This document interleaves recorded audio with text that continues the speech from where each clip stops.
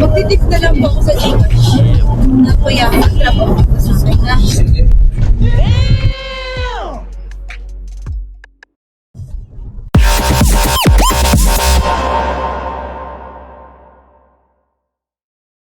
So what's up? Pinabot na naman tayo ng umaga mga ka-wannabe! Ayos lang! Tingnan natin kung meron tayong magandang ano ngayon. Pangyayari sa buhay. Alas 3, kahapon, nang hapon ako lumabas. And boom, eto, kicking pa rin. Mapalag-palag pa. Inumaga na naman sa kalsada pero di pa din nakakota. Kaya naman tuloy lang sa laban para pamilya ay mabigyan ng magandang kinabukasan. At ito nga ay napasukan na ng biyahe. Kaya naman ako'y nagpadali. Kaso pagdating ko sa pickup, ito na naman ang mga pababagang. Saan nang i-cancel. Kaso sobrang umal, kaya wag na lang. At ito na nga dumating na si Madam.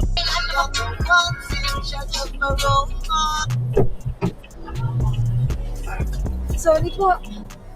Sorry po. Ma'am Ringo, no? Yes, so pasensya na po. Okay lang, ma'am. Best Western Oxford Sweets.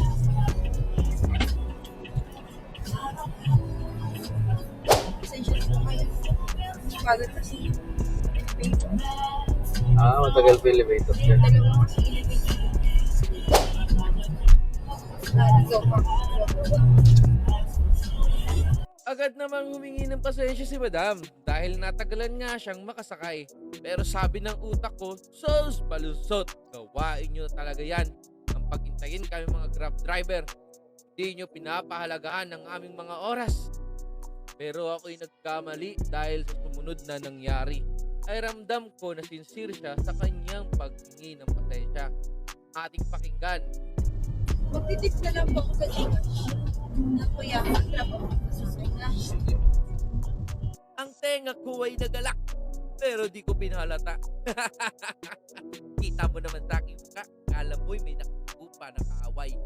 Tahimik namin binaybay ang skyway hanggang sa nakarating kami sa kanyang destinasyon. At pinaalala niya pa ulit. Ano yun, ma'am? Ay, ito, Oxford. Dito na po. Sige, ma'am. Salamat po, ma'am. Magbaba na. Okay po. Magkaroon lang sa Grab. Thank you, ma'am. Gcash po.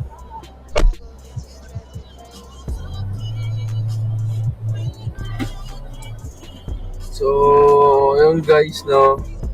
Isang napakagandang halimbawa si ma'am. Naintindihan niya, alam niya na late siya. Nakakainis naman talaga din. Nakakainis naman din talaga yung gano'n na nagantay ka. Pero wala tayong magagawa. Kasi doon na rin tayo. Parang Huwag kayo iiyak. 10, 12 minutes, mga gano'n. Mga 12 minutes akong nagantay kay ma'am. Diba? Sa iba wala yun. Hindi na sasabihin na pasensya na. Wala yun. Pero kay ma'am, diba grabe. Ko lang alam kung totoo yung magtitip siya. Check natin mamaya kung totoo. Makikita natin. So let's see. Meron. Wait, magkano? 20. Kwenta. Ang gabi natin yan. Yung bukal sa loob natin. Kasi yun yung bigay niya. Nandito ka. Ano ito si Sal. Wala.